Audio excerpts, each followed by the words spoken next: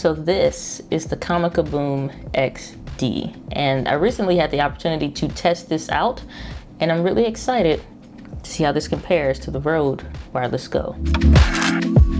Thanks to Andy Cinny, they sent me out the Comica Boomx-D, which came out as a competitor to the Rode Wireless Go, which you're listening to right now. And Rode was genius about having something that was super small and compact, but there were some things that were missing from it that Comica improved upon. And because of that, there are several reasons, in addition to some others I'll get into in this video, that made this system superior. So enter Comica, where these were able to improve upon where the Rode Wireless Go had some things. Again, it was ingenious, first to the playground, so to speak, with all of the new things that literally made it super desirable, because wireless packs were super complex.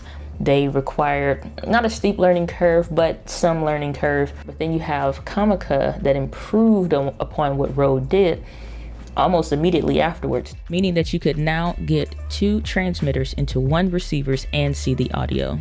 So you can do a mono or stereo, and from 0 to 12 decibels for person A and person B. So much like the Rode Wireless Goes, you also get a USB-C and a clip that also fits into your actual mount for your camera beautifully. Another thing that I'm glad that the Comica Boomx-D has is the ability to have just your own microphone that's built in. So if you did want to clamp these on, you got the microphone right there. And I just think that's super duper smart. Again, another clip, so you can have that there, and you got your own screen so that you can see your levels specifically as you're talking. And I just think that was super smart. So you actually can use this as a shotgun microphone, as I was doing at the Miro Mile down in St. Louis, so just you can hear what that audio sounds like outdoors. So right now we're listening to the audio straight out of the Comica Boomx-D, so you can hear what this audio sounds like here.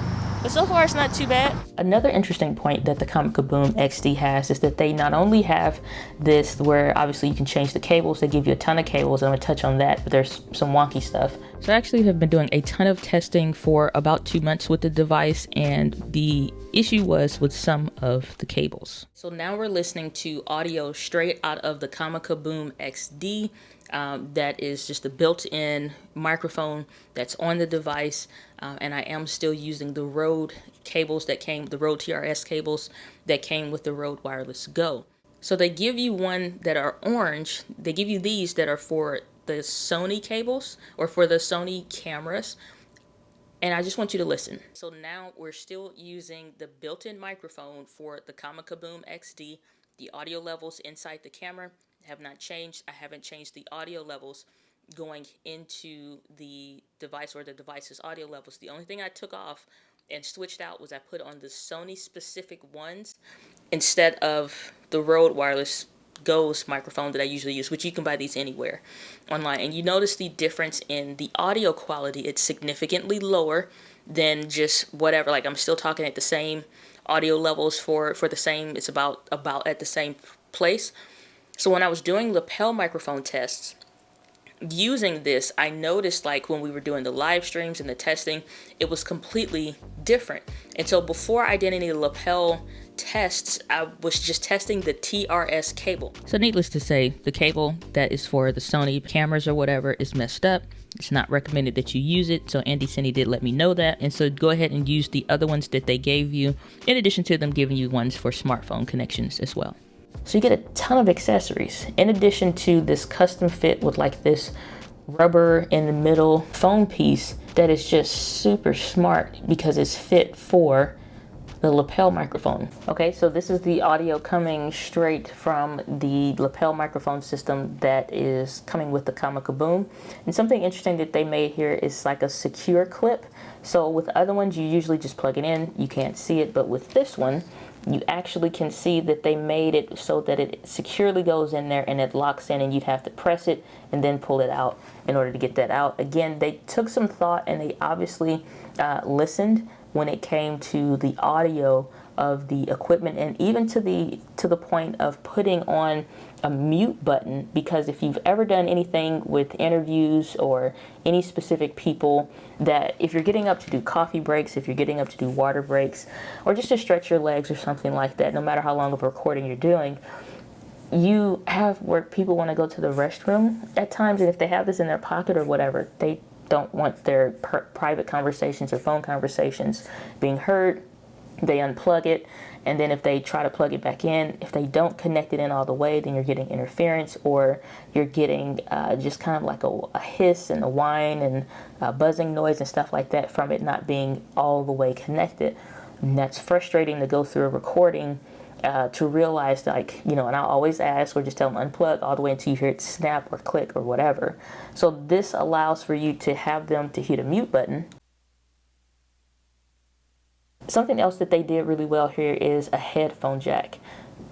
This headphone jack is super duper smart when you're talking about just being able to have your audio, be able to see the levels, and if you have a camera, like let's say the Canon M50 or something, you really wish you had a headphone jack. And I'm so thankful that Comica put this on there, because again, it's just really, really smart. So in some outdoor tests, this B-roll shot for my friend Shalise, so thanks for that. But I went out and was able to test the Rode versus the Comica in an empty parking lot, just walking back and forth with that Rode in my front pocket, the Comica also in my front pocket. They weren't on at the same time. These two individual tests, the Rode would cut out constantly when you would turn around, or if you have it in the back pocket, and you're talking about taking 20 paces or so, the Rode would cut out. I never had the Comica cut out on me.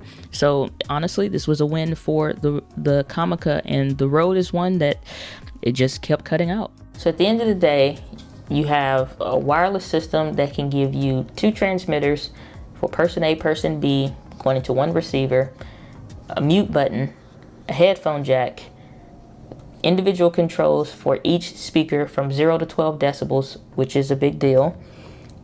All the cables that you would need, from whether you're using your phone, audio recorders, hooking this up to your computer, so if you're live streaming and you're doing yoga or something and you want to be away from the camera, to headphone, again, headphone jack, probably said that twice just because I enjoyed it. I mean, just literally everything. USB-C charging internally, and you can charge and run at the same time. Literally everything that we wanted, and in my experience, a stronger connection, not even a stronger connection, just less dropouts comparative to testing with the Rode Wireless Go. I think at the end of the day, this is more than a solid choice when it comes to audio, because it just is better. I don't know how else to put it. It's, in my experience, it's just been better. So is the Comica Boom better than the Rode Wireless Go? Yeah. And until I see something better, this is going to be my go-to system.